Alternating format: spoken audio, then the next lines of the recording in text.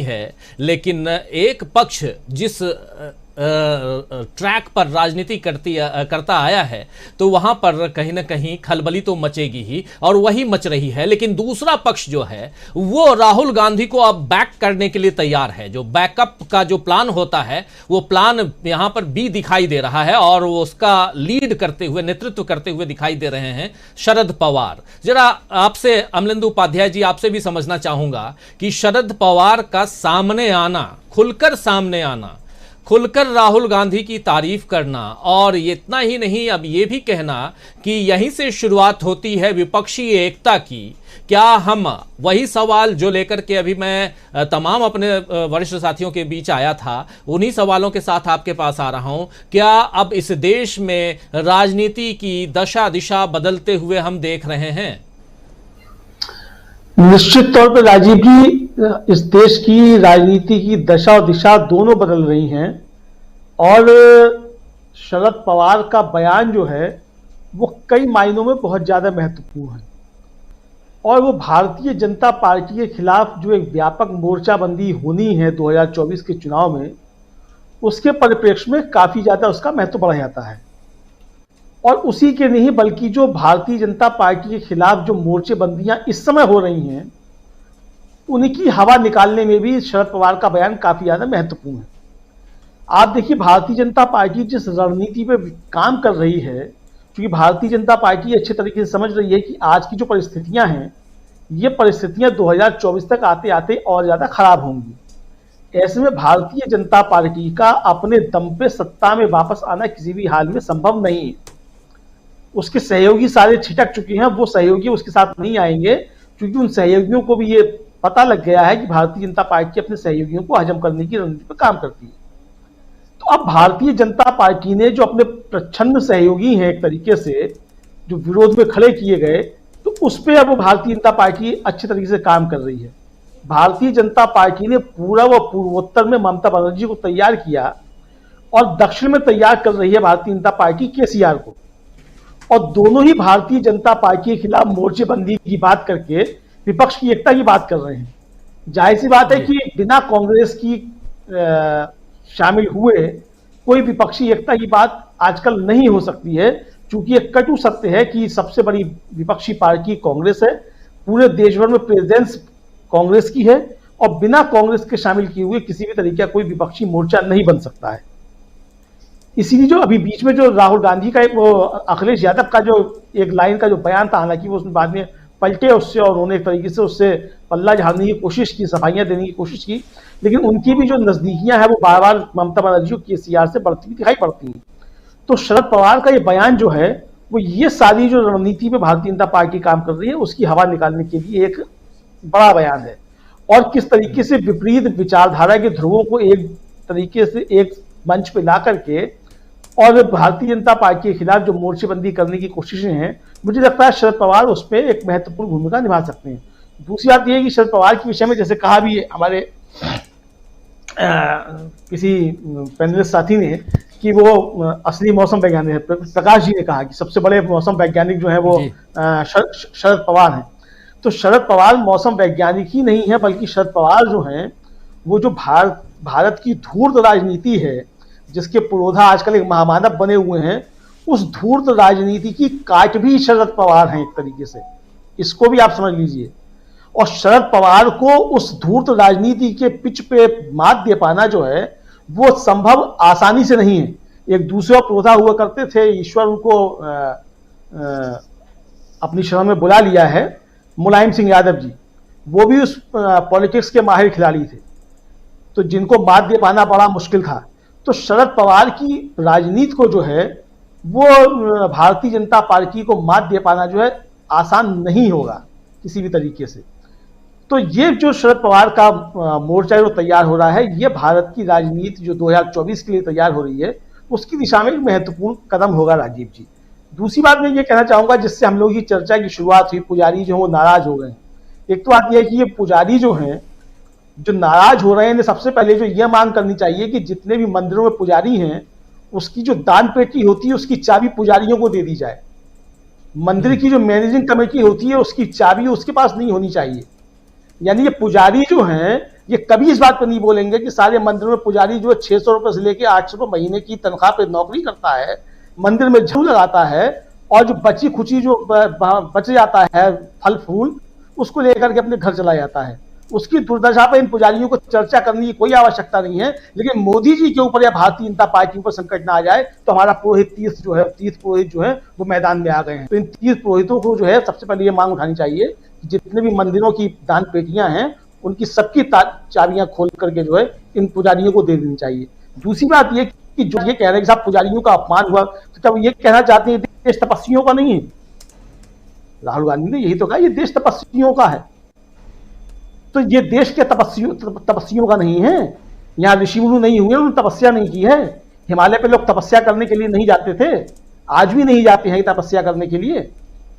तो जो ये बात कह रहे हैं तो उनसे सवाल है कि वो ये बताएं कि तपस्वियों का है कि नहीं है, और तपस्वियों की जो है वो एक तरीके से सम्मान होना चाहिए कि नहीं होना चाहिए। मुझे लगता है कि पिच को जो है अब दूसरी तरफ मोड़ने की आवश्यकता है। जो पुजारियों की इस बात को कह रहे हैं कि पुजारियों का अपमान हुआ है, वो पहले ये बताए कि तपस्वियों का अपमान करना जरूरी है क्या? भारतीय जनता पार्टी क्यों तपस्वियों का अपमान कर रही है? ये सवाल बनता है। बिल्कुल, ये सवाल बहुत बहुत वाजिब सवाल है, लेकिन और इस पर भी चर्चा करेंगे, और प्रोफेसर अखिल स्वामी जी के पास जब आऊंगा तो इस पर चर्चा करूंगा। लेकिन आऊं डॉक्टर दीपक पाचपोर जी के पास। कौन है कौरव? मैं आपसे वादा किया था कि सुनाऊंगा। अभी थोड़ी देर पहले राहुल गांधी भाषण दे रहे थे और उन्होंने बताया कि कौरव कौन है और पांडव कौन है। जरा सुन लीजिए राहुल गांधी की जुबानी क्या कुछ कह रहे हैं, और फिर सीधा आता हूं डॉक्टर दीपक पाचपोर जी। आपसे भी समझना चाहूंगा कि देश की दशा दिशा जो है क्या बदलते हुए दिखाई दे रही है। ग्रह नक्षत्र जिसको कहते हैं, क्या वो जैसे जैसे दक्षिणायन से उत्तरायण में सूरज, क्या वही होगा ना अब 14-15 तारीख से तो होगा, तो वैसे वैसे क्या बहुत कुछ बदलते हुए हम देखेंगे। राहुल गांधी भी धीरे धीरे अपने गंतव्य की ओर बढ़ रहे हैं, और 30 तारीख को लाल चौक पे वो झंडा फहरा कर इस यात्रा का समापन करेंगे। लेकिन उसके साथ साथ कई सारी यात्राएं शुरू हो जाएंगी। इन यात्राओं की बात नहीं कर रहा हूं दोस्तों, बात पॉलिटिकल यात्रा की, उस पर भी चर्चा हम करते रहेंगे। लेकिन पहले सुनिए क्या कुछ कह रहे हैं राहुल गांधी आज अभी थोड़ी देर पहले। पांडवों ने भी, आप याद रखिए, पांडवों ने भी अन्याय के खिलाफ काम किया था। पांडवों ने भी नफरत के बाजार में मोहब्बत की दुकान खोली थी। कौरव कौन थे भैया? कौरवों के हाथ में 21वीं सदी के कौरव बता देता हूं। 21वीं सदी के कौरव खाकी हाफ पैंट पहनते हैं, हाथ में लाठी लिए होते हैं और शाखा लगाते हैं। उनके साइड में, उनकी तरफ हिंदुस्तान के 2-3 सबसे अमीर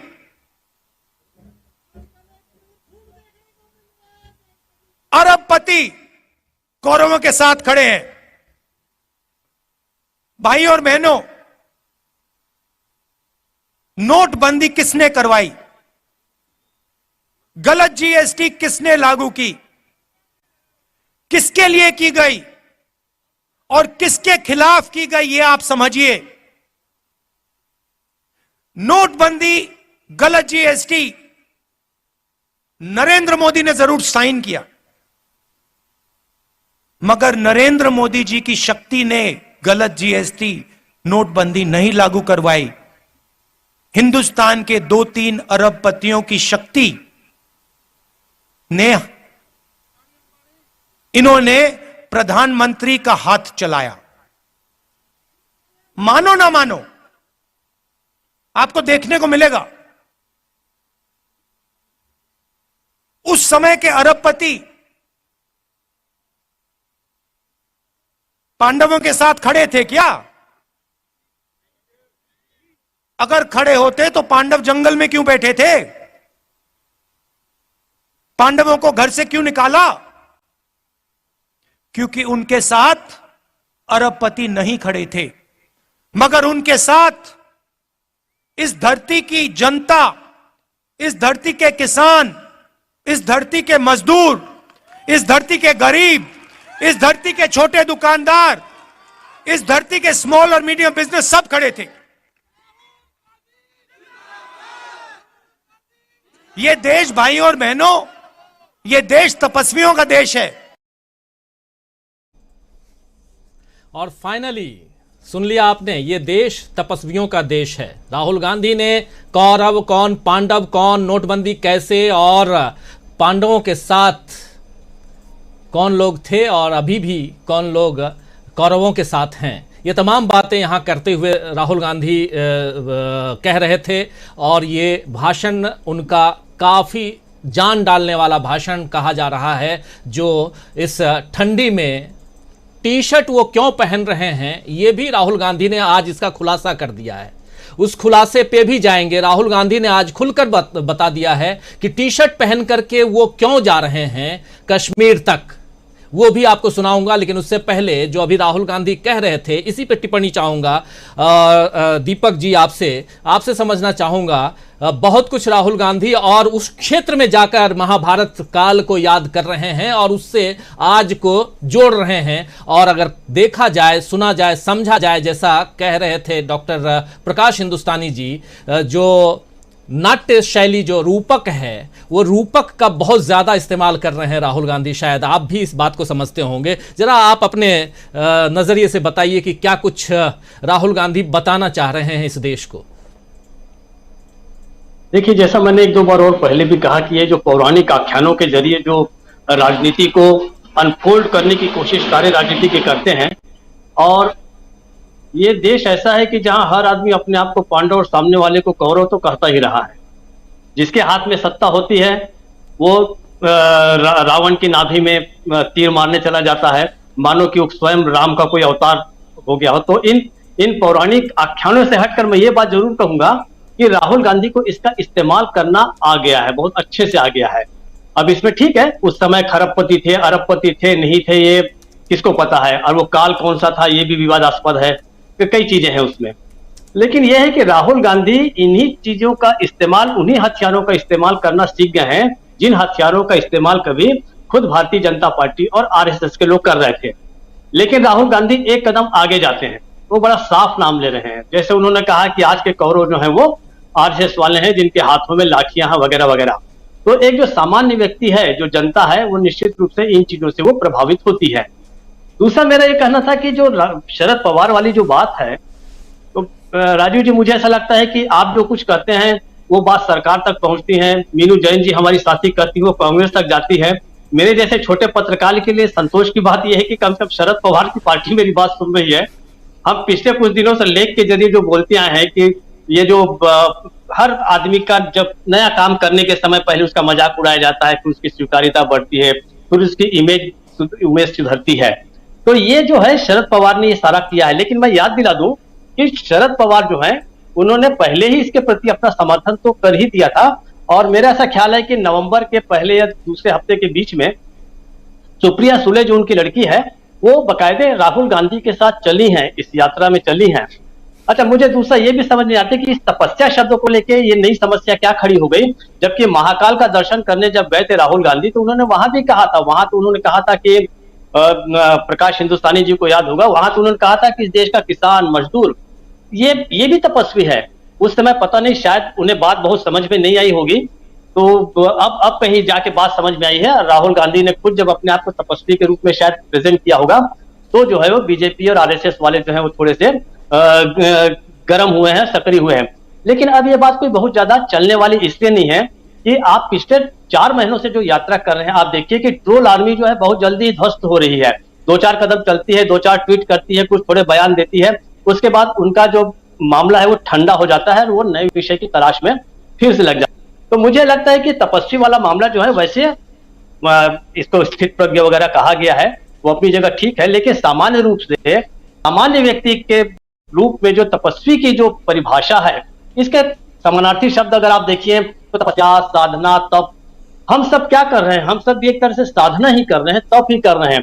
कोई बच्चा बहुत अध्ययन करता है तो उसको कहा जाता है कि तुम भाई तपस्या की तरह अध्ययन करो, या तुम अपनी नौकरी में तपस्या की तरह काम करो। तो इसका मतलब आप कड़ी मेहनत करते हैं, आप कुछ काम कर रहे हैं और अच्छा ही काम कर रहे हैं, वही सब तपस्या के अंतर्गत आता है। लेकिन अब ये सब क्या है कि साहित्य, कला, संस्कृति की जो बातें हैं भारतीय जनता पार्टी और आरएसएस वालों के उनके सिलेबस की ये सब बाहर की चीजें हैं, इसलिए वो बेचारे परेशान हो जाते हैं। दूसरा, शरद पवार का जो मामला है जी, 1978 की मैं बात बताऊं कि 1978 में शरद पवार ने अपने ही मेंटर पाटिल की सरकार को गिरा के मुख्यमंत्री, तो वो बहुत बड़े दल बदलू भी हैं। और मैं भी 30-40 महाराष्ट्र की भी राजनीति मैंने भी कवर की। और अगर मुझे कहा जाए कि भारत के उन नेताओं पर हाथ रखिए कि एक नेता पर हाथ रखिए जो सबसे अविश्वसनीय हो, तो मैं शरद पवार को सबसे पहले रखूंगा, सबसे ऊपर कहूंगा कि यही व्यक्ति है। और आप याद कीजिए, ये वही व्यक्ति थे, तारिक अनवर और पीएस संगमा के साथ मिलकर उन्होंने सोनिया गांधी का मुद्दा उठाया विदेशी मूल होने का। उसके बाद उन्होंने पार्टी को तोड़ा। जो नुकसान कांग्रेस का सबसे पहले किया, और एक बार नहीं किया, 2-2 बार किया, वो शरद पवार ही थे, हमको ये नहीं भूलना चाहिए। उसके बाद हुआ यह था कि, लेकिन आप देखिए यूपीए में भी वो आ गए। संगमा की जो लड़की थी अगस्था संगमा, उसको मंत्री भी बनाया गया, ये सब कुछ हुआ। लेकिन आज की राजनीति में जो थाली के बैंगन जिसको कहा जाता है, ऐसे राजनीति के सबके काम के होते हैं, क्योंकि थाली का बैंगन जिस हिसाब से कभी भी कहीं भी लुढ़क सकता है, तो थाली के इर्द गिर्द बैठे सारे लोग उम्मीद जगाए लगते हैं कि ये बैगन जो है लुढ़क के हमारी ही तरफ आएगा। तो शरद पवार की ये अहमियत जो है, ये आज के भ्रष्ट और अनैतिक राजनीति के कारण है। और दुर्भाग्य से हमको ये चर्चा करनी पड़ रही है कि शरद पवार का पलड़ा जिधर जाएगा वो क्या भारी होगा। हालांकि व्यक्तिगत रूप से शरद पवार की कार्य पद्धति का मैं हमेशा से विरोधी रहा हूं और आगे भी रहूंगा। लेकिन ये बात जरूर है कि अब शायद लोगों को ये बात समझ में आ रही है पिछले कुछ 15-20 सालों से कि हमने कितनी बड़ी गलती की। इस गलती की शुरुआत भी वहीं से हुई है। 97 में जैसे ही सोनिया गांधी आई थी, उसके बाद से इन लोगों ने यह मुद्दा उठाया था, 3 लोगों ने। तो शरद पवार को मैं हमेशा से हिंदुस्तान की राजनीति के बहुत बड़े खलनायकों से एक में मैं हमेशा गिनता रहा हूं और आगे भी गिनता रहूंगा, चाहे वो आज की राजनीति में कितने भी प्रासंगिक होने की कोशिश करें। हमको ये भी नहीं भूलना चाहिए कि आज वो राहुल गांधी का सपोर्ट कर रहे हैं, उसका एक कारण ये है कि शरद पवार का जो पूरा का पूरा जो शामियाना है वो सिमट कर केवल महाराष्ट्र में रह गया है। और महाराष्ट्र की राजनीति में प्रासंगिक बने रहने के लिए उन्हें एक सहारे की जरूरत है, जो उन्हें अब भारतीय जनता पार्टी और जो शिंदे का जो गुट है शिवसेना का, वहां से उनको सहारा नहीं मिलने वाला है। तो राहुल गांधी को ऐसे समर्थन के प्रति भी सावधान रहना चाहिए। लेकिन ठीक है, कोई आदमी सपोर्ट कर रहा था, आप ये तो कहेंगे नहीं कि भाई आप हमारा समर्थन मत कीजिए। शरद पवार करना चाहते हैं तो अच्छी बात है, लेकिन उम्मीद ये की जाए कि शरद पवार अगर समर्थन दें, वो समर्थन स्थायी हो, टिकाऊ हो और देश के लिए अच्छा हो।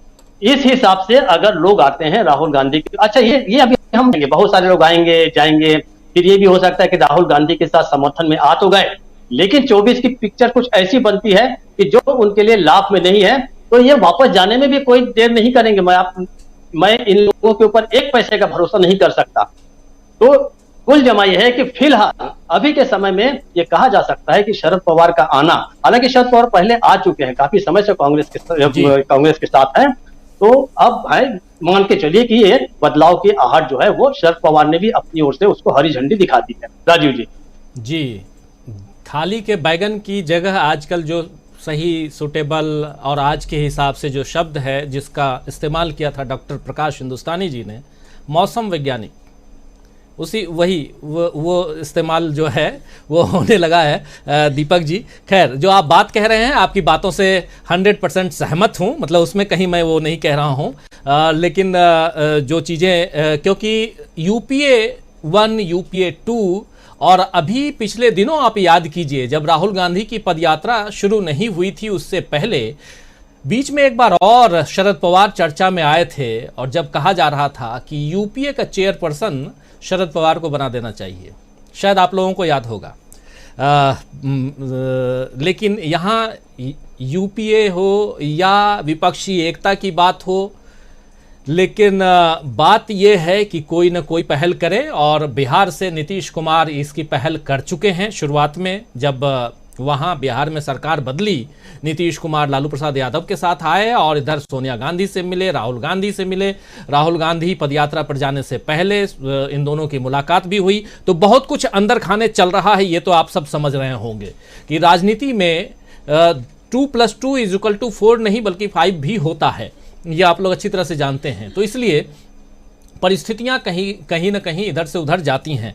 एक बयान और सुनाना चाहता हूं जो आज राहुल गांधी ने कहा है कि मैं टी शर्ट क्यों पहनकर चल रहा हूं, और उसके बाद आना चाहता हूं प्रोफेसर अखिल स्वामी जी आपके पास। लेकिन दोस्तों, आज राहुल गांधी ने इस बात का खुलासा कर दिया है, और कल जब वो प्रेस कॉन्फ्रेंस में आए थे, आप याद कीजिए कि पिछले दिनों राहुल गांधी के टी शर्ट के नीचे क्या है इस पर खूब चर्चा हो रही थी। राहुल गांधी के टी शर्ट पर जितने ग्राफिक्स बन सकते थे उस अलग अलग ढंग से, इधर से एरो, उधर से सर्कल, उधर से क्यूब, तो इधर से कुछ और सब बनाया गया। हम लोग चूंकि इंजीनियरिंग का छात्र रहे हैं, हम लोग ये सब वहां करते रहे, लेकिन फिर से देख देख करके कई बार लगता है वो छात्र बन गए हम फिर से, तो वो सब होता रहा। लेकिन राहुल गांधी कल टी शर्ट के ऊपर वाले बटन को खोल के आकर के बैठे हुए थे और मीडिया के सामने दिखा रहे थे कि हाँ मैं नीचे पहना हूं, और उन्होंने कहा कि मैं अपनी मम्मा के कारण, मतलब मां के कारण इसको पहना हूं। ये बात भी उन्होंने कल कह डाली।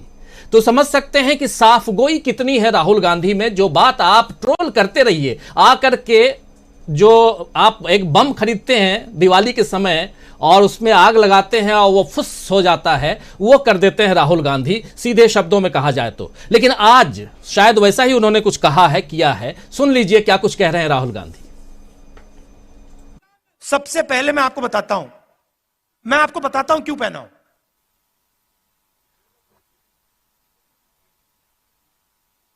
यात्रा शुरू हुई, केरला में भयंकर गर्मी, ऐसा लग रहा था भैया टी शर्ट उतार दो, मतलब उसमें पसीने आ रहे थे, ह्यूमिडिटी बहुत थी, केरला में काफी मतलब गर्मी लगी। फिर मैं मध्य प्रदेश में गया, थोड़ी ठंड होने लगी, थोड़ी सी मतलब ज्यादा नहीं। सुबह सुबह क्या हुआ, 6 बजे हम निकलते हैं, सुबह सुबह 3 गरीब बच्चे मेरे पास आ गए, फटी हुई शर्ट थी, और जब मैंने उनको ऐसे पकड़ा, हाथ लगाया फोटो के लिए, फोटो लेना चाहते थे, एक इस साइड और एक साइड लड़कियां थी, एक इस साइड एक इस साइड, जैसे मैंने उनको पकड़ा वो कांप रही थी, ठंड से कांप रही थी। और फिर मैंने देखा पतली सी शर्ट थी। उस दिन मैंने निर्णय ले लिया कि जब तक मैं नहीं कांपूंगा मैं टी शर्ट पहनूंगा। जब कांपना शुरू हो जाएगा, जब मुझे अच्छी मतलब ठंड लगने लगेगी, जब जबरदस्त कठिनाई होगी, तो फिर मैं स्वेटर पहनने का सोचूंगा, मगर उससे पहले नहीं करूंगा। मैं उनको मैसेज देना चाहता हूं, उन 3 लड़कियों को देना चाहता हूं कि अगर आपको ठंड लग रही है तो फिर राहुल गांधी को भी ठंड लगेगी। जिस दिन आपने स्वेटर पहन लिया उस दिन राहुल गांधी स्वेटर पहन लेगा। नहीं नहीं नहीं, यह बात मत बोलो, ये फिर से आप गलत बात बोलना शुरू कर दो।